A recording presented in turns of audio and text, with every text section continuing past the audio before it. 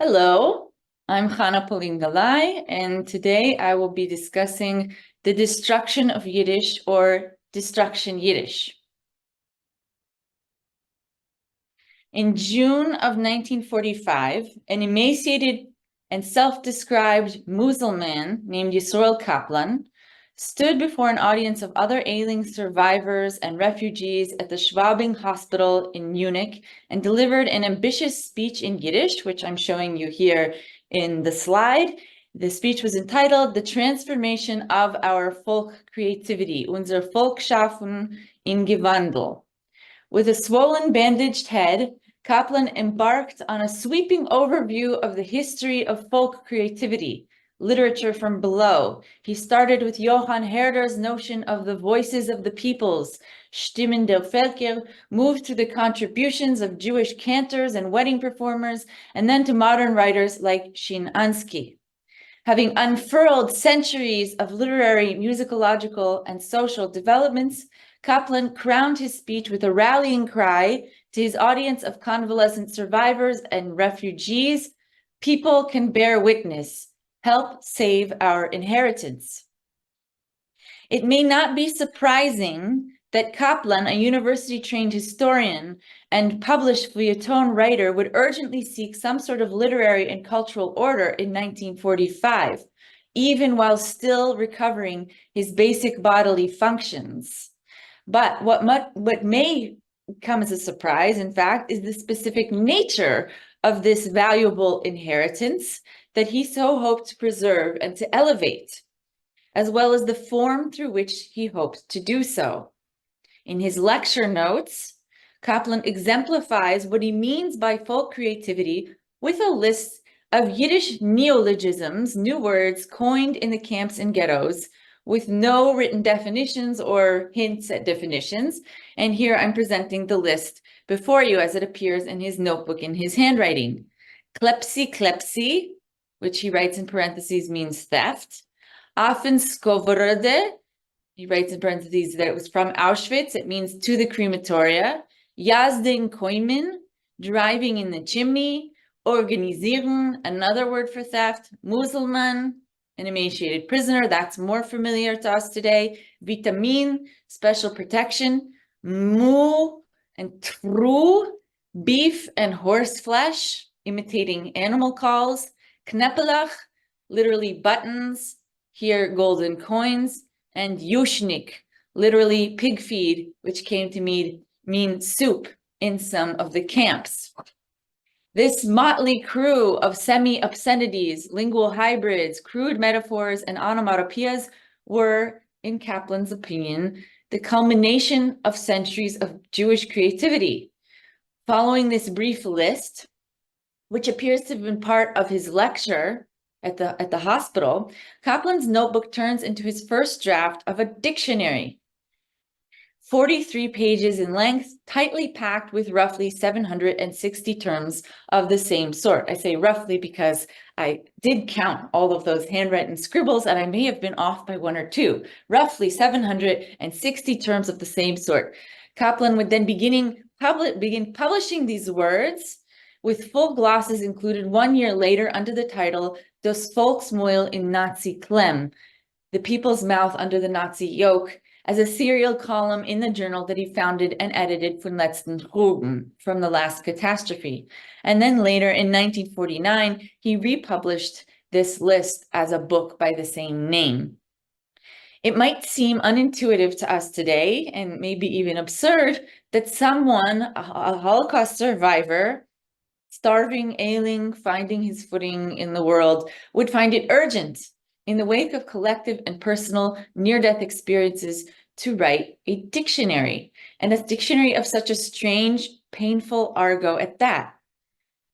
Strange as it sounds, though, Kaplan was not alone in making this decision. Much like him, other intellectuals were also hard at work on dictionaries of Churban Yiddish, Yiddish of the Holocaust, at this moment. A Polish Jewish cultural activist from Lublin named Nachman Blumenthal, He started researching and gathering Khurban Yiddish words almost exactly immediately upon his return to Poland in 1944. He had been in Central Asia during the war. His work was published under the name Wörterlich der Khurban-Tkufe from 1956 to 1964. Separately, across the Soviet border in Kiev, Elia Spivak published a glossary called The Language in the Days of the Great Patriotic War. 3 dictionary efforts, full dictionary or glossary efforts. And in addition to these larger projects, Jews had initiated the work of recording and glossing new words, neologisms, while still in the ghettos and in the camps. This is an example from Ghetto Lodz, recording new words there. And there were also a large number of smaller dictionary columns that were in DP camp newspapers. And beyond these lexicographic efforts, there are writers like Chava Rosenfeld, Mordechai Striegler, and Katzeknik who incorporated these neologisms, which I've termed Khurban Yiddish, into their prose and their poetry. Why? Why did these glossarists, writers, and cultural leaders do this? Shouldn't they have wanted to clean up the Yiddish language a bit and get rid of all the vulgar words like klepsi, yushnik, or even worse still, people, a neologism for a young male sex servant in Auschwitz, or ka'el, kleiden lies, collecting lice, another word from the camps? Don't these Khurban Yiddish words represent the decline and the debasement of Yiddish, a language that they wanted to save and uplift? I had this same question put to me in a very astute way by one of my students when I was teaching this material, when she asked me, how would I translate Khurban Yiddish into Hebrew? This is not a trivial question, because she said, would it be Khurban HaYiddish, the destruction of Yiddish, or Yiddish shel Khurban, or even Yiddish Khurbanit, which in English would be Yiddish of destruction or destruction Yiddish with a hyphen. We all know that there are good reasons for taking the first option, Khurban HaYiddish. Khurban Yiddish is the destruction of Yiddish. It's the final chapter. As Perla Snee puts it, Ladino as well as Yiddish suffered the same fate as the communities they once united, that is in the Holocaust. Both were not only victims, the languages of the victims, but also victims themselves. Right, by eradicating 45% of the world's Yiddish speakers and dislocating even more, the events of the Holocaust drastically and irreversibly altered the conditions of speaking, living, and writing in Yiddish. And there were those who looked at the actual Khurban Yiddish words themselves and came up with a similar assessment. The great luminary and Jewish thinker, critic, and poet Benjamin Harshav, who was familiar with Khurban Yiddish words from his DP camp experiences, he wrote that these words were a, quote, grotesque, if not to say tragic footnote to the self-effacement of Yiddish speakers vis-a-vis German. Germanizing Yiddish in ghetto and death camps was a linguistic dehumanization of people reduced to baby talk or to a grammatical subhuman stammer vis-a-vis the master race whose orders they subconsciously accepted. And similarly, the poet Hay Leivik visited the DP camps, heard Khurban Yiddish words, and he wrote, these are words created by life and suffering in the Nazi camps. A whole new slang has literally arisen, and collecting it is of the greatest interest. But, and I'm skipping a bit, it leaves an aftertaste, meaning it's there, it's real, but let's put this aside. So indeed, according to Leivik and Harshav and others, Khurban Yiddish is Khurban HaYiddish, the destruction of Yiddish, the end. It's a kind of verbal autopsy. You can look into these words, but really all you're doing is rediscovering the contours of death, decline, destruction, and cultural obliteration, linguicide. This is convincing. Nonetheless, I'm a contrarian, so I would like in this lecture, my remaining time, to make an argument for Khurban Yiddish as the Yiddish of destruction. That is Yiddish HaChurban. And I want to do so not through abstract pronouncements, at least not at first, but by diving into the contours, excavating one particular Churban Yiddish word and what people had to say about it, what they did with this word in real time. And that word is shabrevin. Shabrevin, and how was this defined? This was defined by most Yiddish speakers haven't heard this word, I'm assuming. Shabrevin. Nachman Blumenthal defines this term as, and I quote, taking ownerless property, hefker, taking ownerless property, also stealing. Right away, the also in this definition, taking ownerless property, also stealing, should define a dilemma for us. How and when are taking ownerless property and stealing different acts? And if they are distinct acts, why are they housed in the same word? This was a question that deeply troubled Yiddish speakers in real time in the Warsaw Ghetto, where this word was coined and used. As just one example, there is an Oinig Shabbos archive document entitled Shabrovnikis, and Shabrovnikis is those who participate in Shabrevin. And this document, at first, it looks like a dictionary entry. It has the word at the top, and then it has a definition of what a Shabrovnik is. Especially torn, worn, finished, crumpled, threaded pieces always got taken. The catch is that you can always shabrevin something. This means grabbing things from empty houses. Below we have a few personality types.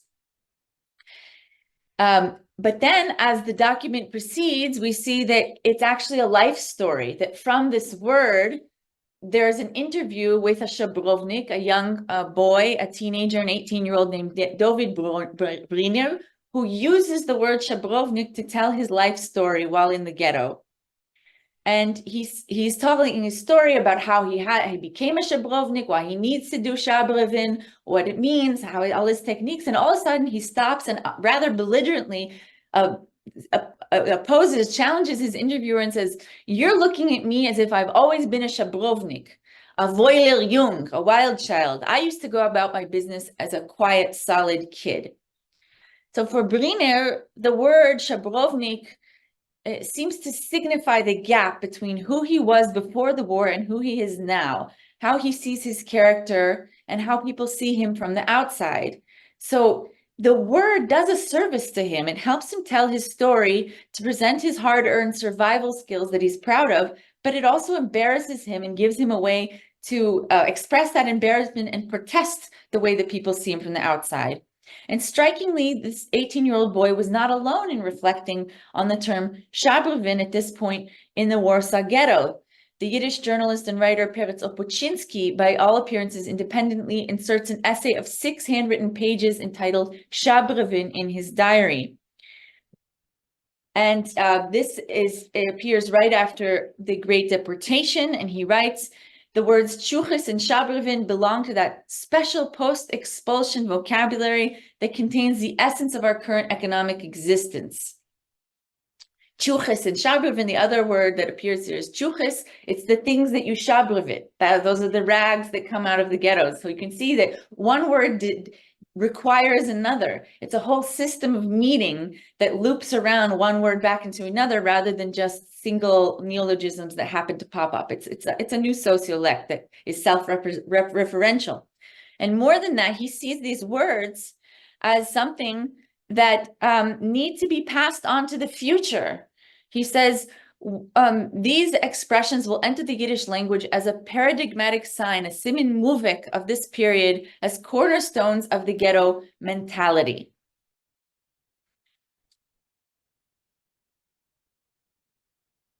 It's really actually they're very hard to look at Opochinski's reflections on Shabrevin, much like Briner, and call this grammatical subhuman stammer in the words of Harshav. You know, I didn't go through all the quotes. You can look on the website and get more, but the way that he parses this word and sorts out all of the moral dilemmas that are going on in the ghetto through this word means that there's something else going on aside from just destruction, linguicide, and loss. Even if the word haunted or suffocated Opochinski and Briner at certain moments, they both also use lexicographic thinking to make the word into a tool of testimony. They extract this term from daily speech, denaturalize it, and in doing so, they both initiate processes of self-reflection, of witnessing. Opochinski, Briner, and others witnessed through words on a small scale and in real time during the Holocaust. The post-war dictionaries, like those of Kaplan, Blumenthal, and Spivak, committed to this process of lexicographic witnessing on a much larger scale, inviting people to learn this special lexicon as a part of a new Yiddish cultural praxis. And this is not in order to become masters of these words, but to visit this lingual world in which they dwell, to visit the lingual world with empathy and curiosity. So, and these words also, the way, once they become moments of reflection, they also enable a certain dynamism of Yiddish subjectivity within the confines of ghetto and camp life. They display ongoing movement between verbal disempowerment and re-empowerment, between neologism as corruption and neologism as poetry. And the poetic potential of these words is hinted at in the ghetto reflections, and it really is brought to the fore by poets like Chava Rosenfarb, who writes specifically and explicitly about how these words need to become poetry, and she makes them into her poetry, parts of her poetry. She says about her own work, about her own poem, Mimamakim, many ghetto words which ought to become symbols must first be explained and made familiar, potentially turning them into a shared estate for us all. Words like Schabrevin, organisieren, and even people needed to be worked into a shared collective literary resource. She, Kaplan, Spivak, and others asserted the very possibility of authentic Yiddish culture after the Holocaust required some kind of honest grappling with Churban Yiddish. Seen in this light, the Yiddish of destruction did not represent an end to living Yiddish culture or a debasement of it, but in fact, if embraced in a certain manner, these grubby, dirty, and sometimes bizarre words could in fact enable new cultural chapters to unfold. Thank you.